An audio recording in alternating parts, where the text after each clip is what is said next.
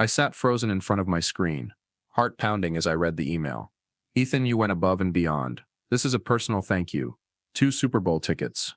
40-yard line. Enjoy the game. 4 months of grinding like a madman, sleepless nights fueled by cold coffee, weekends spent glued to spreadsheets instead of hanging out with friends. It all led to this moment. Me, Ethan Carter, a 32-year-old football nut since I was a kid, was about to sit front row, feeling every bone-crunching tackle live. But then my eyes caught the last line. The tickets were sent through James Whitaker, my big shot boss. A chill ran down my spine. James wasn't the type to hand over anything, especially if it made someone else shine brighter than him. I tried to shake off the thought, telling myself he'd do the right thing. After all, the tickets were mine, right? But deep down, I knew James, the guy with the fake smile, always making you feel small. He'd stolen credit from colleagues before, made entire teams quiver with his veiled threats. Would he really let me have this win, or would he turn my reward into his own power play? I took a deep breath, my hand gripping the mouse tightly. If James thought he could snatch what I'd sweated blood for, he was in for a rude awakening. The game was on, and I wasn't about to lose. My office sat on the 45th floor of a gleaming glass and steel tower in downtown Dallas, Texas. It was 2025, and Dallas was still wild about football. The Super Bowl was the talk of the town. From corner coffee shops to corporate boardrooms, people buzzed about the Cowboys, ticket prices, and epic game day parties. Our office, a top-tier financial consulting firm, was no exception. But I hadn't had time to join the hype. For the past 4 months, I'd lived and breathed one project, a multi-million-dollar deal with our biggest client, Mark Thompson. I'd built every figure, triple-checked every presentation slide, and stood in front of the client's board with the confidence of a man who knew he couldn't fail. When the contract was signed, the team let out a collective sigh of relief. But I knew the real prize was mine. Mark Thompson wasn't just satisfied, he was impressed. His email proved it. I opened it again, reading each line like I wanted to burn it into my brain. Ethan, you went further than we ever expected. This is a personal thank you. Enjoy the game. Attached was the confirmation for Super Bowl tickets. Not just any tickets, but 40-yard line seats, where you could hear the cleats scrape the turf and see the sweat on the players' faces. For a Texas kid who grew up watching the Super Bowl on TV with his dad, since he was 7, this wasn't just a game. It was a lifelong dream. I printed the email, checking every detail. The tickets were routed through James Whitaker, my senior partner, who handled client gift logistics. James, 45, was the kind of guy who showed up in a perfectly tailored suit and a smile that made you feel like you owed him something. He had a knack for manipulating people, making you think your success was all because of his guidance. I didn't like James, but I knew how to work with him. I pictured him walking in, flashing a rare grin, and handing over the tickets with something like, "Good job, Ethan." But part of me didn't buy it. James didn't share the spotlight, especially not with a guy like me, a hard-working finance guy, who didn't kiss up. 3 days later, James strolled into my office without knocking. His arrogance seemed dialed up higher than usual. He leaned against my desk, hands in his pockets, like he owned the air I was breathing. "Heard you got some good news," he said, his tone half joking, half something else. I smiled, expecting him to hand over the tickets. "Yeah, thanks. I poured everything into that project." James nodded, but his smile was off. "You did good," he said, "which is why I want to talk about those tickets." The word talk sent a chill through me. I kept my voice steady. "Yeah?" James sighed, like he was trying to play the good guy. "Look, Ethan, clients don't always get how we operate. They sent those tickets to you, but really they're a gift to the firm, not just you." My stomach tightened. "No," I said slowly. The email clearly said they were a personal thank you to me. He waved it off, like my words were irrelevant. "I get that, but in this business, it's all about relationships. Sometimes we gotta make strategic calls." I blinked, feeling the floor tilt under me. "What do you mean?" James looked me dead in the eye, his smile now blatantly smug. "I'm taking the tickets. I've arranged to take a potential investor to the game. It's a smart move for the company." My heart pounded. 4 months of back-breaking work, sleepless nights, missing friends' birthdays, all for this to be stolen. "That's not fair," I said, keeping my voice even. "The client gave them to me." James smirked, like I was some naive kid. "You should be grateful you've got a job, Ethan.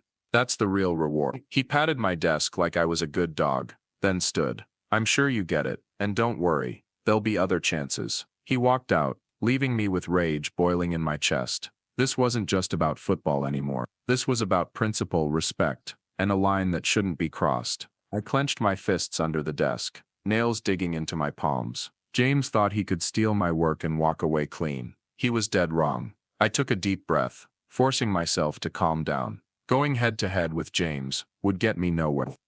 If I wanted to take back what was mine, I had to be smarter.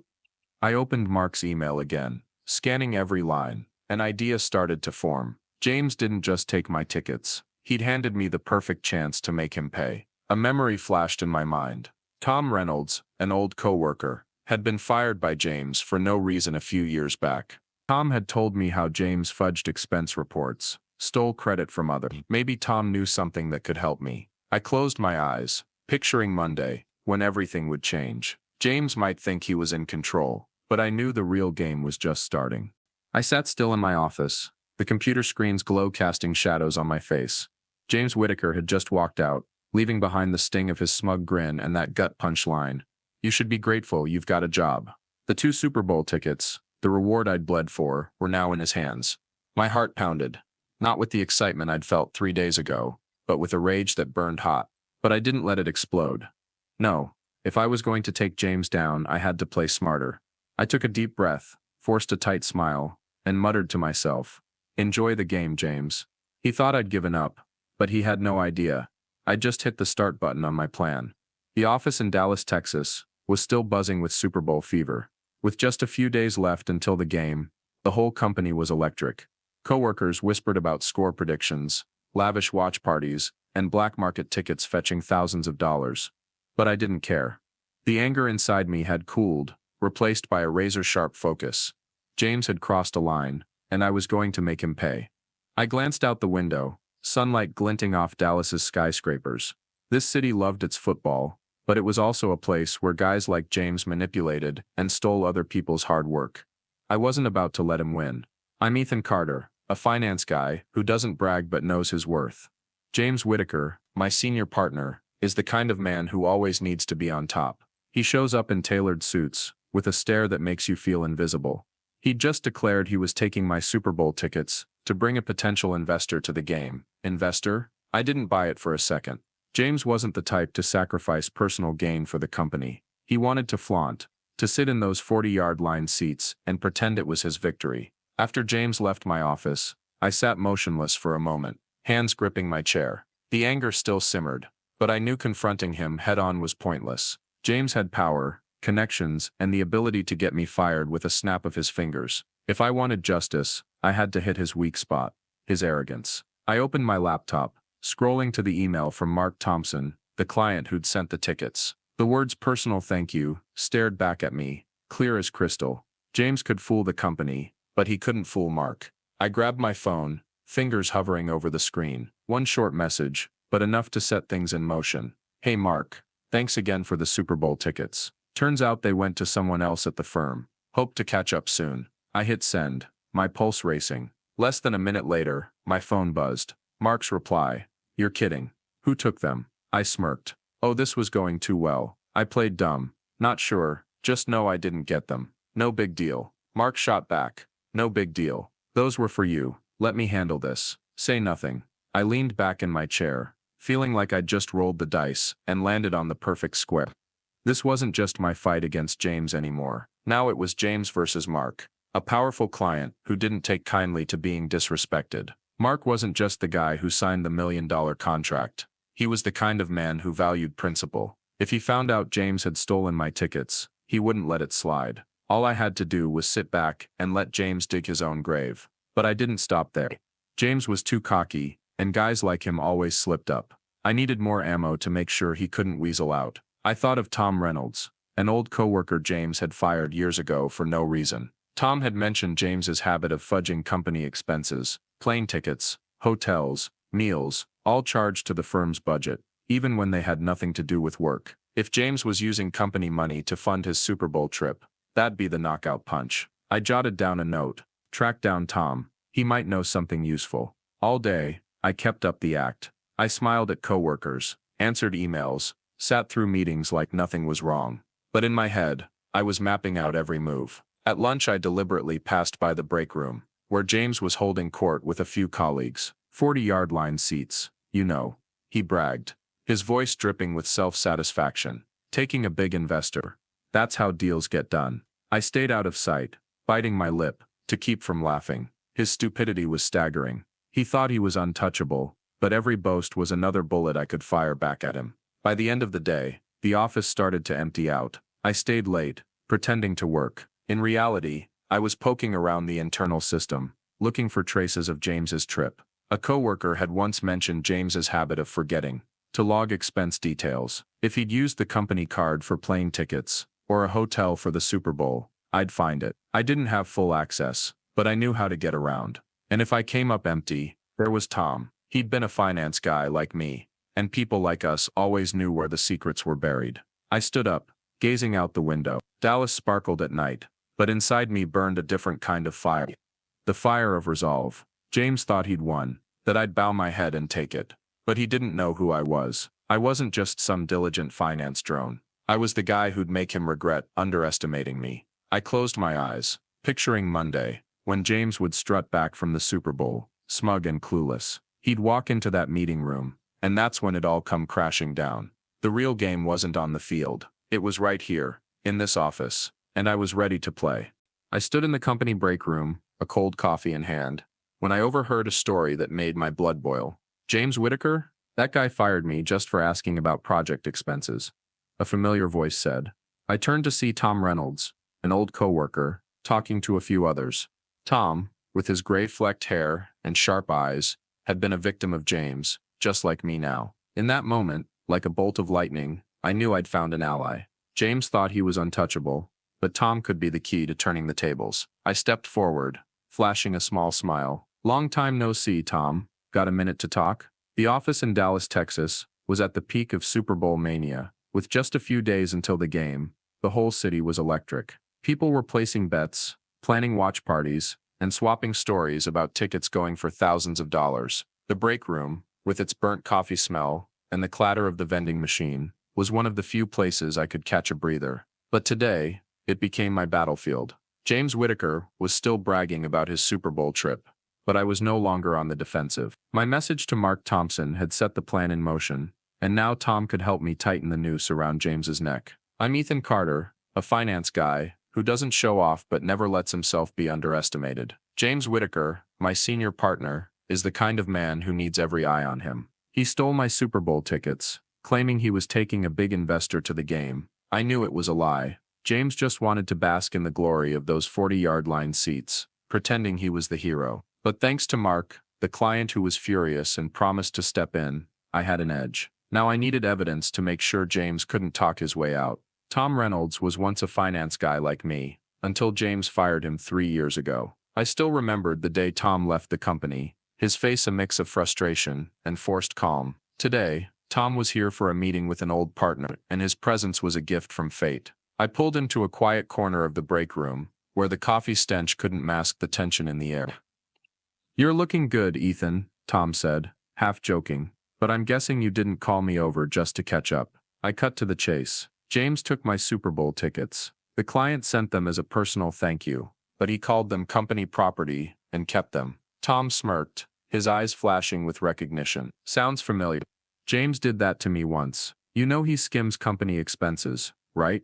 Plane tickets, hotels, dinners, all charged to the firm's budget, even when it's got nothing to do with work. My pulse quickened. This was exactly what I needed. Got any proof? I asked, lowering my voice. Tom paused, then nodded. I kept some old emails. When I got fired, I backed everything up. There was this one time James used company funds for a Vegas trip, claimed it was client meetings, but he was just golfing with buddies. If he's doing that for the Super Bowl, I bet there's a trail. I grinned. Can you send me those emails? Tom studied me, as if weighing the risk. Then he nodded. Give me a day. But Ethan, be careful. James isn't dumb. He's dangerous when cornered. I nodded, feeling like I'd just found a critical puzzle piece. Tom wasn't just an ally. He knew James better than I did. The resentment in him, like the fire in me, was a powerful motivator. He was right. James wasn't a pushover.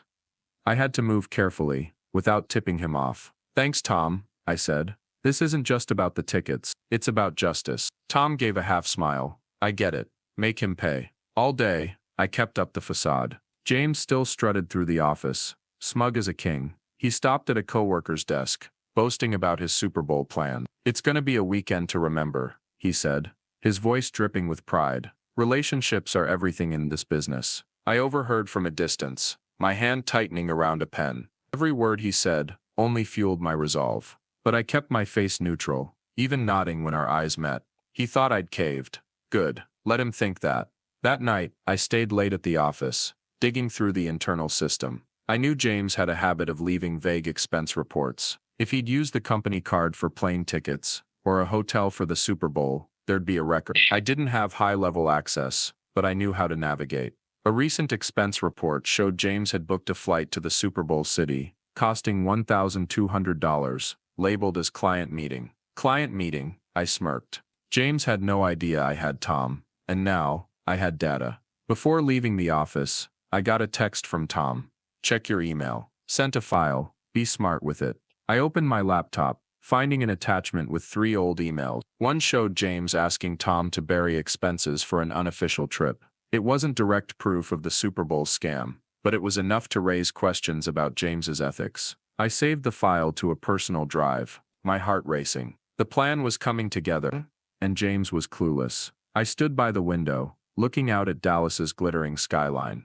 This city wasn't just a playground for football. It was where guys like James thought they could manipulate everyone. But Tom and I, 2 people he'd underestimated, were rewriting the rules. James could enjoy his weekend, but Monday would be my day. I closed my eyes, picturing him strolling into the meeting room, smug and oblivious. He wouldn't see the hit coming, but I knew it'd hurt. I sat in front of my laptop, the screen's blue glow flickering in the empty office. James Whitaker thought he'd won, strutting around the company bragging about his strategic Super Bowl trip. But he didn't know I'd just sent a final email to Mark Thompson, the client who'd gifted me those 2 40-yard line tickets. It was short but sharp as a blade. "Mark, I found an expense report. James used company funds for the Super Bowl trip.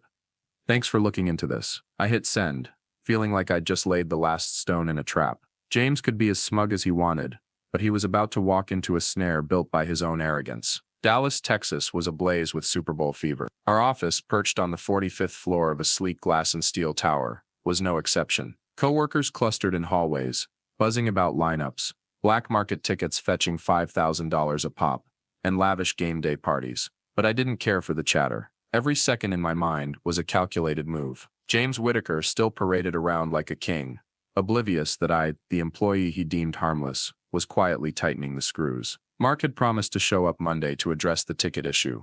And now, with evidence from Tom Reynolds, I had enough ammo to make sure James couldn't talk his way out. I'm Ethan Carter, a finance guy who doesn't showboat but never lets himself be trampled. James Whitaker, my senior partner, is the kind of man who thinks he can manipulate everyone. He stole my Super Bowl tickets, claiming he was taking a big investor to the game. I knew he just wanted to bask in the glory of the best seats, acting like it was his triumph. But Mark, the powerful client, was furious when he learned the truth. And Tom, the ex-coworker James fired, sent me emails proving James's habit of skimming company expenses. Now, all I had to do was wait for James to destroy himself. That morning, I got to the office early, keeping my cool. James swept in, his suit pristine, his smug grin never fading. He stopped at a coworker's desk, his voice carrying like he was giving a speech. "The Super Bowl's gonna be a golden opportunity," he said. "I'm bringing someone who could change the game for this company. Relationships are everything." I sat a few feet away,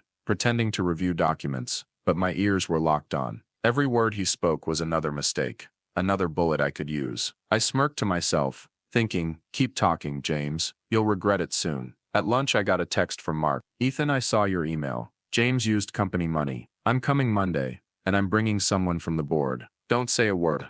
My heart raced. Someone from the board? This was bigger than I'd expected. Mark wasn't just settling the ticket issue. He was out to dismantle James's lies. I replied briefly, "Thanks, Mark. I'll be ready." I leaned back in my chair, feeling like a chess player who'd just moved the queen into check. James had no idea he'd already lost the moment he opened his mouth to brag. But I didn't stop at waiting for Mark. James was too cocky, and guys like him always left openings. I opened Tom's emails again, reading every line carefully. One showed James asking Tom to hide expenses for an unofficial Miami trip, costing $2,500. labeled as client meetings. If he was pulling the same stunt for the Super Bowl, I could find more proof. I discreetly checked the internal expense system, careful not to get flagged. A new entry caught my eye. James had booked a hotel in the Super Bowl city, $800 a night, also marked as business expenses. I saved a screenshot, my pulse pounding. This wasn't just about tickets anymore. It was about professional ethics. All day I played my part perfectly. I smiled at coworkers, sat through meetings, even asked James about his weekend plans with a casual tone. "Big weekend, boss," I said, flashing an innocent grin. James smirked, like I was a loyal pup. "Oh, you know, just making some key moves. Enjoy the game, Ethan." He patted my shoulder and walked off. I watched him go, feeling like a boxer who'd just spotted a gap in his opponent's guard. "Oh, I'll enjoy it," I muttered. "Just not the way you think." By the end of the day, the office was clearing out. James left early, dragging a suitcase, ready to jet off to the Super Bowl. He waved at a few coworkers, his voice brimming with pride. "Hold down the fort," he said, like he was leading the world. I watched him leave, feeling like a hunter seeing prey step into a trap. James didn't know that Monday, when he returned, there'd be no glory waiting, just the truth, and I'd be the one delivering it. That night I stayed late at the office, double-checking everything. Mark's email, James's expense screenshots, Tom's files, it was all in place. I texted Tom with a quick update. "Things are falling into place. Thanks for the files," he replied. "Good. Don't let James flip this. He's slippery." I nodded at the screen. Tom was right. James wasn't dumb, but this time, he'd picked the wrong guy to mess with. I stood by the window, gazing at Dallas's glittering skyline. This city was a playground for men like James, but it was also where justice could prevail. I'd set the trap, and James, with his own arrogance, was walking right into it. I closed my eyes, picturing Monday, when he'd return. Smug and clueless, he'd stride into that meeting room, thinking he was still king. But I knew his crown was about to fall, and I'd be the one to knock it off. I stepped into the gleaming glass-walled meeting room, my heart steady but pounding. James Whittaker sat at the head of the table, legs crossed, his smug grin still plastered on. Fresh back from the Super Bowl, he was still riding the high of a victory he thought he'd stolen. But he didn't know that today, everything would come crashing down. Mark Thompson, the powerful client, had promised to show up with someone from the board. The emails from Tom Reynolds and the expense reports I'd uncovered were ready to expose James. I took my seat, keeping my face calm, but inside, I knew this was the moment justice would be served. The meeting room sat on the 45th floor of our company's building in Dallas, Texas. It was Monday morning after the Super Bowl, and the office air felt heavy. Coworkers whispered about the game, the highlight plays, but I didn't care. My mind was locked on the moment ahead. The glass table reflected the light, and the expensive leather chairs creaked as people settled in. James, in his flawless suit, surveyed the room like he owned the world. But I caught a crack in his confidence when Mark walked in, followed by a woman I didn't recognize. The tension in the room spiked, and I knew the game was about to begin. I'm Ethan Carter, a finance guy who doesn't brag but never lets himself be underestimated. James Whittaker, my senior partner, is the kind of man who thinks he can steal others' work without paying a price. He took my Super Bowl tickets, lying that he was bringing a big investor to the game, when really he just wanted to show off. Mark, the client, who gifted the tickets, was furious when he learned the truth. Tom, an ex-coworker, sent me proof of James's expense skimming habits. And now everything I'd prepared, emails, expense reports, patience, led to this moment.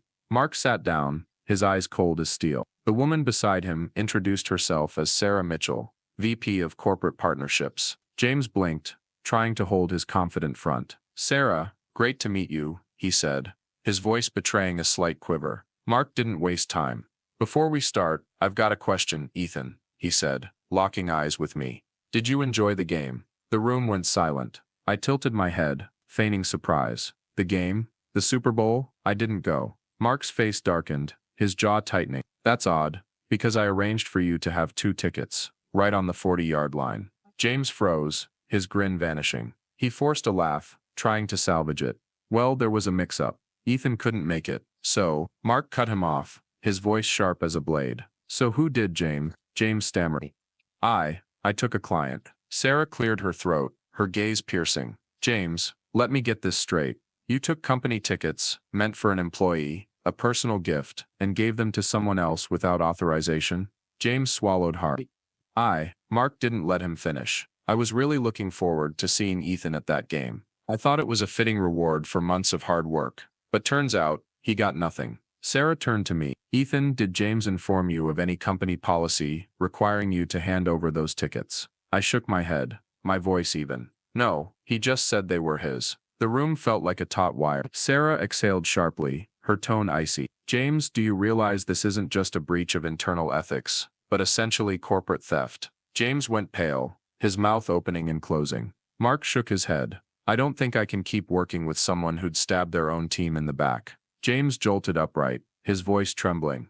Wait, we can. Sarah raised a hand, silencing him. James, effective immediately. You're suspended pending an internal review. James looked around, searching for an ally, but no one spoke. The other partners bowed their heads, avoiding his gaze. I sat still, hands clasped, not smiling, not gloating. I didn't need to. The truth had spoken for me. Mark turned to me, his tone softening. Ethan, I'm sorry. I should have made sure those tickets got to you directly. I shook my head. You couldn't have known.